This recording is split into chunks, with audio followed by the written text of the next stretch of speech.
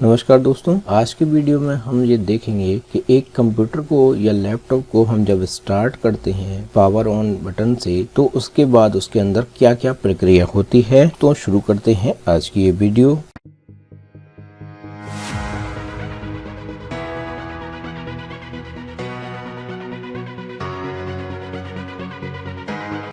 तो दोस्तों, जैसे कि आप देख रहे हैं स्क्रीन पे, जब हम किसी भी कंप्यूटर या लैपटॉप में पावर बटन ऑन करते हैं तो क्या होता है, उसमें पावर सप्लाई होती है उसमें, और अगर वो पावर सप्लाई सही से काम कर रही है तो वो मदरबोर्ड को पावर देती है। उसके बाद क्या होता है दोस्तों, मदरबोर्ड पर हमारे अलग अलग तरह के कंपोनेंट होते हैं, जैसे कि हमारी बायोस चिप होती है, हमारा सीपीयू होता है और हमारा रैम होता है। तो जब इन तीनों में पावर जाती है तो बारी बारी से कंप्यूटर ये चेक करता है, यानी कि अगर बायोस या UEFI जो कि आजकल के लेटेस्ट कंप्यूटर में आती है वो अगर ओके है यानी फंक्शन कर रही है तो वो सीपीयू में पावर दे के चेक करती है कि सीपीयू हमारा प्रॉपर काम कर रहा है कि नहीं कर रहा है। उसके बाद में रैम चेक होती है, रैम हमारी प्रॉपर काम कर रही है कि नहीं कर रही। अगर ये तीनों चीजें हमारी ओके हैं तो कंडीशन हमारी ये वाली आएगी।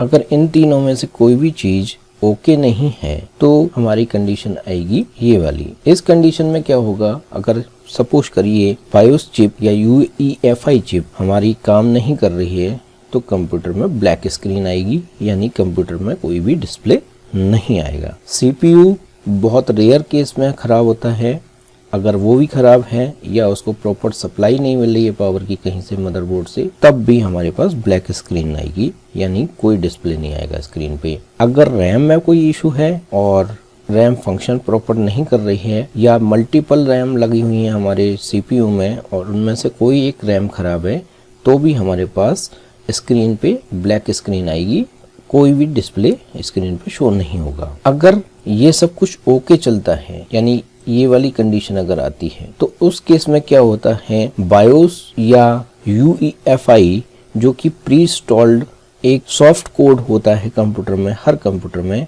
और वो कंप्यूटर को स्टार्ट होने के लिए बेहद जरूरी है। सपोज करिए ये करप्ट हो जाता है तो हमारा मदरबोर्ड डेड हो जाता है, यानी हमारा अगर लैपटॉप में बायोस या UEFI करप्ट हो गई है या कोई प्रॉब्लम है उसमें, वो फंक्शन नहीं कर पा रही, तो हमारा मदरबोर्ड डेड हो जाता है उस कंडीशन में। तो बेसिकली किसी भी कंप्यूटर में शुरू होने के लिए नॉर्मली ये बेसिक इनपुट आउटपुट सिस्टम होता है या UEFI होती है, जो बेहद जरूरी है किसी भी कंप्यूटर को नॉर्मल कंडीशन में स्टार्ट होने के लिए। उसके बाद में बायोस या UEFI हमारी क्या चेक करती है कि एक पोस्ट जनरेट होता है, यानी पावर ऑन सेल्फ टेस्ट, जिसको हम कहते हैं कंप्यूटर का मदरबोर्ड अपने अंदर लगी हुई हर इनपुट या आउटपुट डिवाइस पर बारी बारी से पावर भेजती है और एक एक्नॉलेजमेंट उसके पास आता है कि सारी डिवाइस प्रॉपर फंक्शन कर रही है। जब सारी डिवाइस उसको ओके मिलती है देन उसके बाद में कंप्यूटर हमारा बूट ऑर्डर पे आता है। मान लीजिए कंप्यूटर में एक से ज्यादा हार्ड ड्राइव लगी हुई है तो बायोस में या UEFI में जो सेटिंग होती है हम उसमें ये कंप्यूटर को बताते हैं कि power on self test okay मिलेगी तो उसको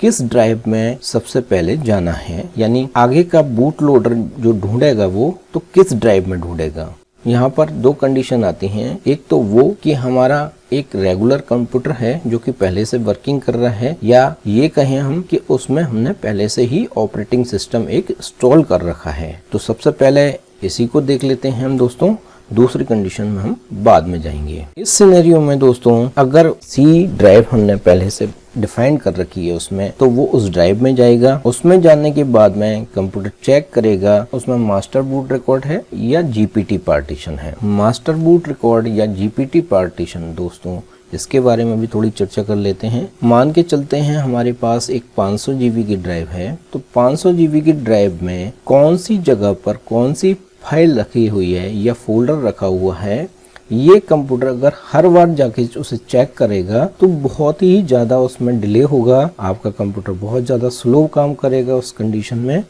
उसके लिए हार्ड ड्राइव की स्टार्टिंग में ही एक इंडेक्सिंग फाइल क्रिएट कर देता है जो कि कहलाती है हमारी MBR यानी मास्टर बूट रिकॉर्ड या फिर GPT GUID पार्टीशन टेबल। उसमें ड्राइव के अंदर कितने पार्टीशंस हैं, कौन कौन से पार्टीशन में किस सेक्टर के अंदर कौन सी फाइल रखी हुई है, ये सारी इंफॉर्मेशन MBR या GPT के अंदर होती है। देन आगे चलते हैं दोस्तों। अगर ये सब कुछ ओके है, यहाँ पर भी दो कंडीशन आ जाती हैं दोस्तों, ये दोनों कंडीशन। अगर पहले ओके वाली साइड में चलते हैं, अगर कंडीशन ओके है यानी MBR और GPT उसे बिल्कुल ठीक ठाक मिल रहा है, उसमें कोई इशू नहीं है, देन बूट लोडर कंप्यूटर का अंदर लोड होता है। बूट लोडर लोड होने के बाद में यानी कि वो हमारा रैम के अंदर एग्जीक्यूट हो जाता है और उसके बाद में दोस्तों से दो कंडीशन आ जाती हैं ये वाली। अगर उसे बूट लोडर ओके मिलता है तो हमारा यहाँ पर कंडीशन ये वाली आती है यानी कि हमारा OS लोड हो जाता है, पहली कंडीशन। अगर यहाँ पर कोई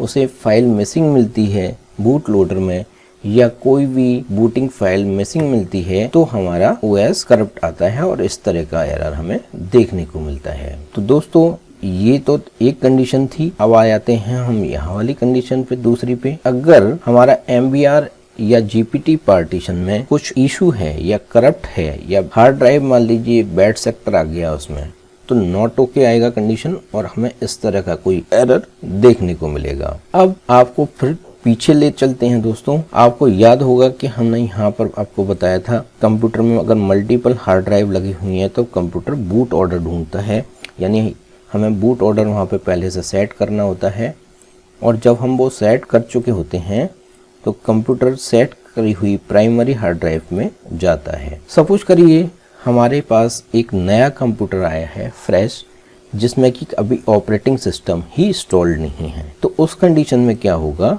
उस कंडीशन में हमसे कंप्यूटर दो कंडीशन में यहाँ पर भी आएंगी। बूटेबल ड्राइव में सपोज करिए हमने विंडोज 7 की इंस्टॉलेशन मीडिया हमने यहाँ लगा दी है, क्योंकि फ्रेश कंप्यूटर है तो हमें किसी ना किसी विंडोज़ को या किसी ऑपरेटिंग सिस्टम को उसमें इंस्टॉल करना होगा।